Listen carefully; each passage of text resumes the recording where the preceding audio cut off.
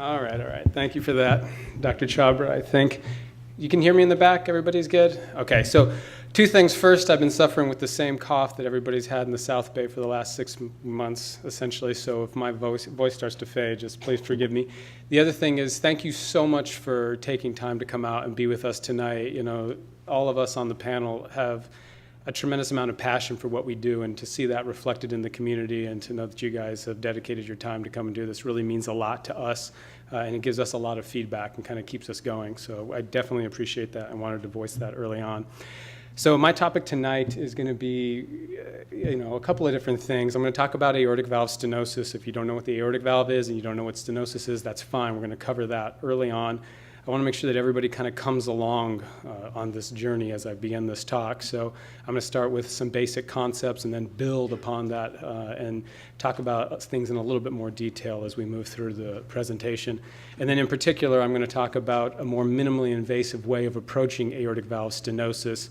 This is a disease of an aging population that has a lot of other comorbidities and might make surgery, less desirable in certain circumstances. So we've been able to come up with other approaches to help alleviate the disease process. So that's going to be what I'm going to be discussing in detail.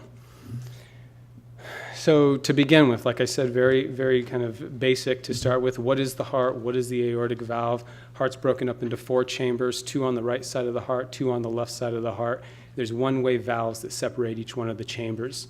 So the way that this works is you have deoxygenated venous blood or blue blood that comes in here on this side, the vena cava, superior and inferior vena cava, and then comes into the right atrium, kind of a holding chamber for this blood. From the right atrium, it comes down into the right ventricle through the tricuspid valve. This is the first of the one-way valves that blood encounters through the heart, and then gets ejected out from the right ventricle through the pulmonic valve, through the pulmonary artery, and that gets distributed to the lungs.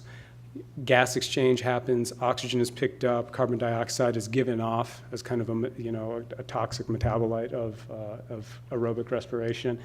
And then oxygenated blood returns to the left side of the heart, goes from the left atrium down to the left ventricle. The left ventricle is the primary pumping chamber of the heart.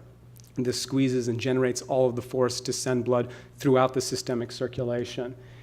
And it passes through the aortic valve. So that's what we're going to be talking about. That's the aortic valve. So left ventricle, aortic valve. And then this is just a very nice kind of graphic representation of what I'm talking about. I did borrow this from Children's Hospital of Philadelphia, so I give them full credit for it. This is something I could not have generated on my own. But it's just demonstrating the various chambers of the heart, and then it breaks it down into a little bit more detail as blood gets returned, vena cava, superior, inferior, into the right atrium, through the tricuspid valve, here, down into the right ventricle, the pumping chamber for the right side of the heart, and then gets ejected here through the pulmonic valve.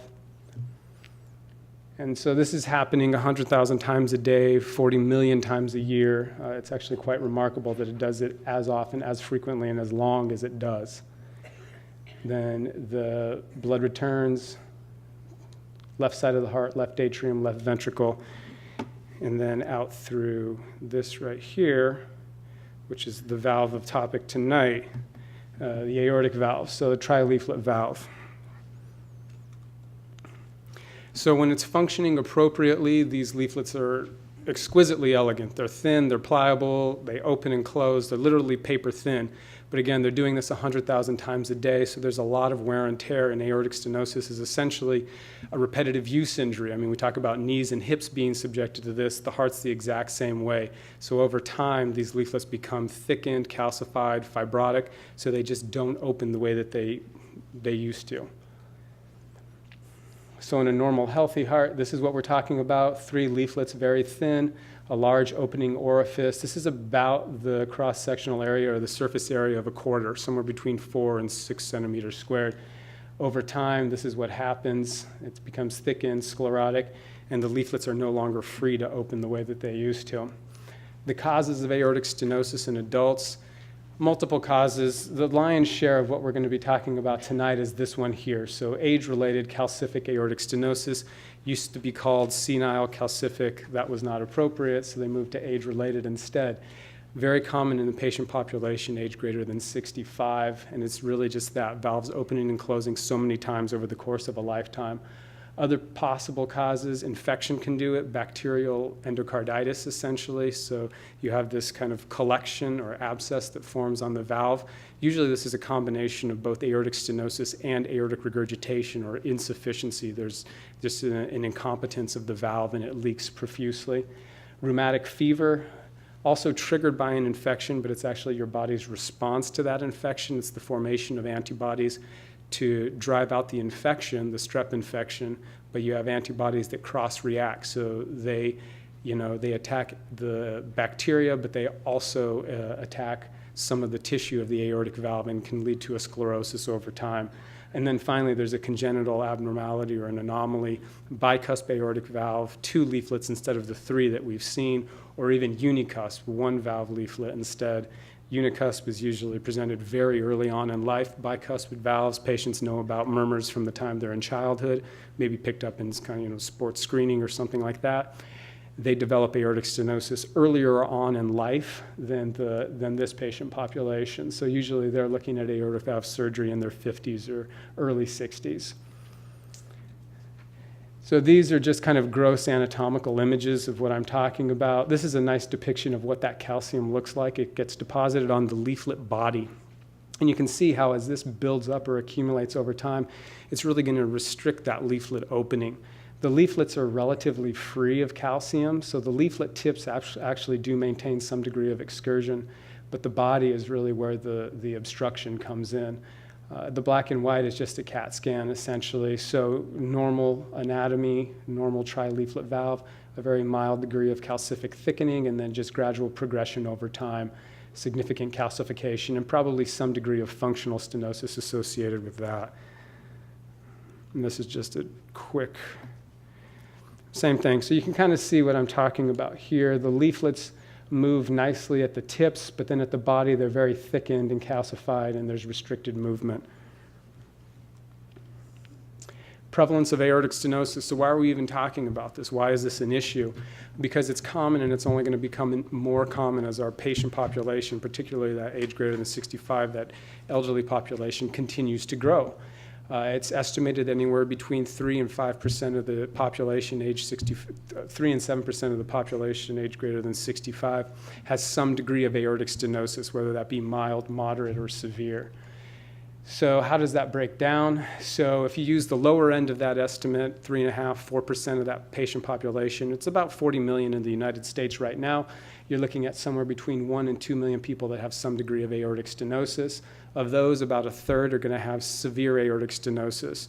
And the severe aortic stenosis is really a diagnosis that we make in the office, typically with a transthoracic echo, for example. And then about half of those patients are going to have the severe symptomatic aortic stenosis. And that symptom is really the trigger that tells us as physicians that something else needs to be done, and that really is going to be aortic valve replacement. This is the SHU, this is Ohio State, this seats about 100,000 people, so it's literally 2.5 stadiums full of people with severe symptomatic aortic stenosis in the United States right now. That's a home field advantage right there. So this is why it's really so relevant, because the population age 65 and above and age 85 and above is absolutely exploding at this point in time. You know, at the turn of the century, 1 in 30 patients was age 65 or above. Now it's 1 in 8, okay, and it's only going to continue to grow. I mean, medicine has been marvelous from this standpoint, but our longevity is just continuing to increase. So as you break it down, we're looking at about 40 million people right now, age greater than 65. By the time you get to 2040, double that, 80 million people in the United States alone. Worldwide, 2050, you're talking about 2 billion people, age greater than 65 or above. You extrapolate that, you say 7% of that patient population has severe or some degree of aortic stenosis. It becomes massive numbers very quickly.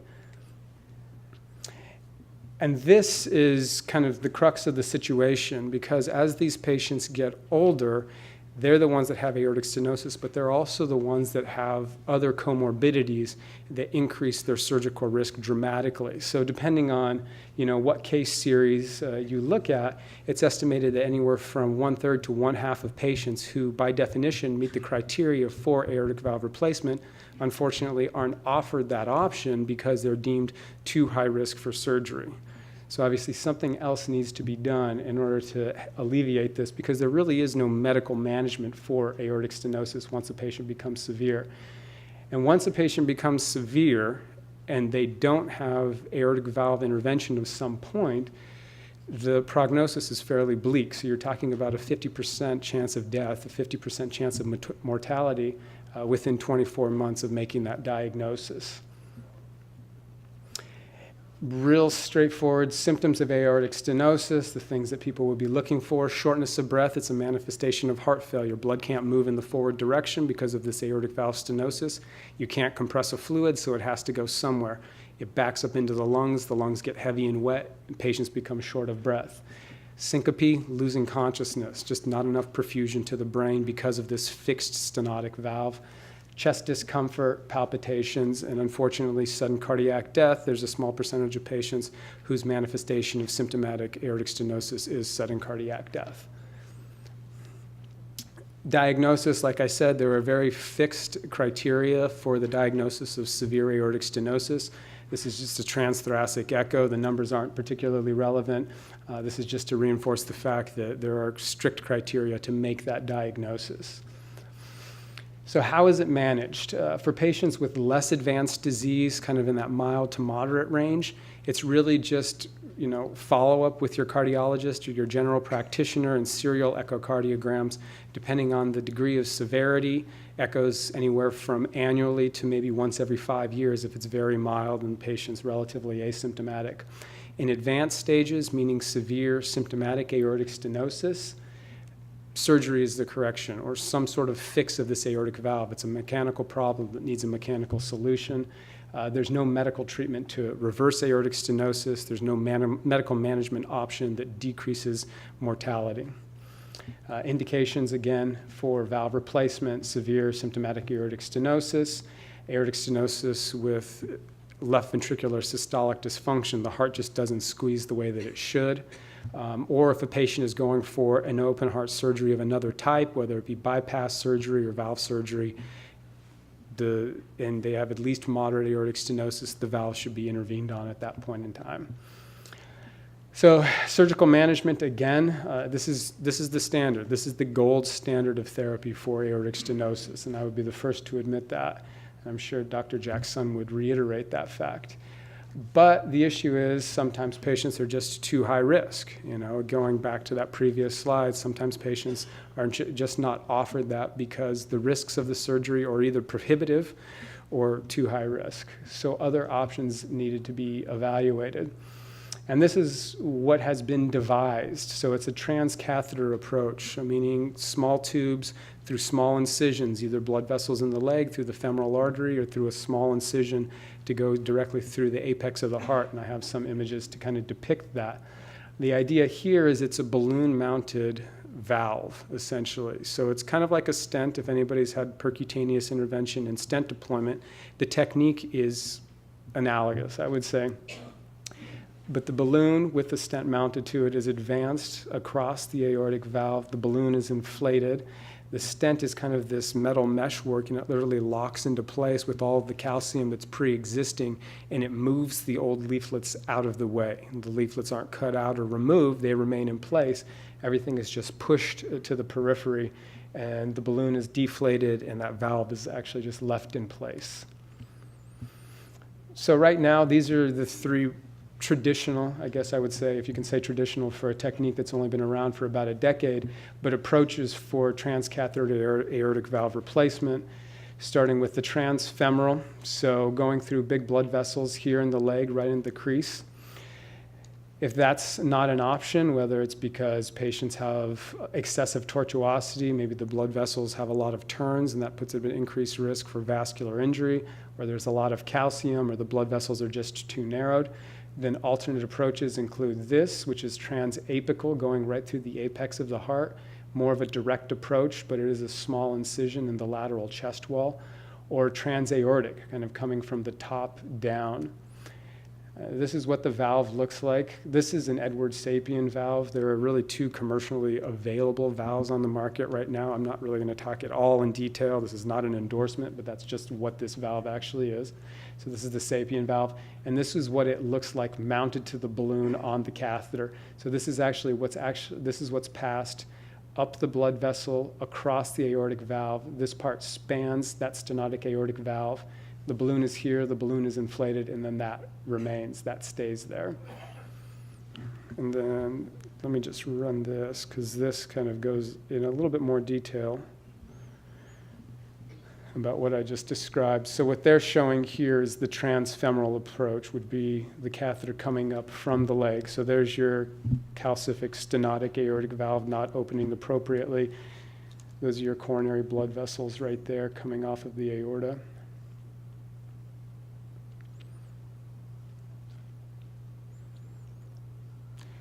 This is how we start every procedure. It's a very thin, flexible, forgiving wire that's advanced up around the arch of the aorta, crosses the aortic valve, and is positioned in the left ventricle. And then everything else rides along this wire. It's kind of a railroad track for us. First, we put across a balloon and do a valvuloplasty. We actually pace the heart to put it in temporary cardiac standstill so as to not shift our equipment when it's across the valve. So the first part is a valvuloplasty with the balloon, and then this is the device being advanced.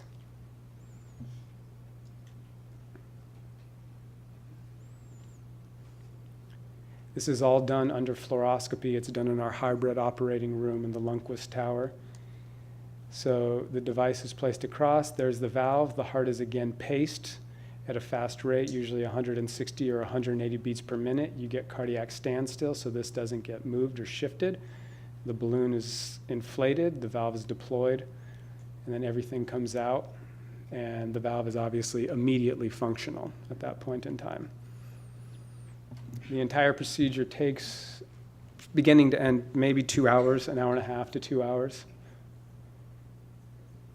And as of this Tuesday, we've done 45 of these, and that's pretty remarkable. I did a presentation a year ago talking about the initiation of this program here at Torrance Memorial, and to cover that much ground in that period of time, I think really is quite remarkable. And it has everything to do with the amount of support that we have here. So again, this is what the valves look like. Edwards Sapien, first generation, second generation. There's actually a third generation. With every generation or iteration of the valve becomes smaller. The device, the tubes, the catheters become lower profile, so we have to put smaller holes in blood vessels. Every one of them is handmade. It's incredible. You start with a piece of cow pericardium, which is the sac the heart sits in. It's about the size of a basketball. It's about the surface area of a basketball. The pericardium gets processed down to 3 leaflets that are about a ½ an inch in diameter each, and those are all hand sewn to this metal meshwork. In the cath lab, the valve comes already deployed, and then we put it in this device, and it's actually kind of crimped down onto the balloon and then advanced. So it's assembled in the cath lab while we're getting access. And this is, I think this is the core focus here, and this is why it's been so successful here at Torrance Memorial. It's the idea that this procedure is not done by one person or 2 people. It's not a cardiologist or an interventional cardiologist and a surgeon. It really is a team. It's a lot of people coming together, and this has happened from day one here at this institution. Administration got on board. They felt that this was the right technology at the right time. They brought on the right people, and it's been nothing short of an absolute success. I think any one of us up here would voice that opinion. Most community hospitals in their first year are doing about 23 valves. We did 45 in our first year, and we haven't even completed that. We still have about a month to go, so we might approach 50 valves in our first year, which, you know, I mean, not to pat ourselves on the back, but that's more than UCLA did in their first year. So I think that's quite remarkable. And it's been really well received from the community standpoint as well. So I love this picture because this is literally what's happening during these procedures. This is from our dry run. So this was done in the old hospital, in the old operating room. I think it was OR 21 or something like that. It was my first time in the operating room there. But I've counted this. I think there's 17 people in this frame. There's probably twice as many in the room at the time this picture was taken. And there's still just about this many people involved in each one of these procedures. And I'd be remiss if I didn't mention two other physicians that are here. This is Dr. Salman Azam. He's been here for about a year. He works with Dr. Chabra, and he's been absolutely instrumental in getting this program off of the ground and running. He brings a wealth of experience and just knowledge and confidence. And then Dr. John Stoneburner here with his back to us. He's another cardiothoracic surgeon. Again, has really been pivotal in trying to get everybody on board and adopting this technology and making this program a profound success in its first year. That's me right there. There I am. I'm actually part of the team.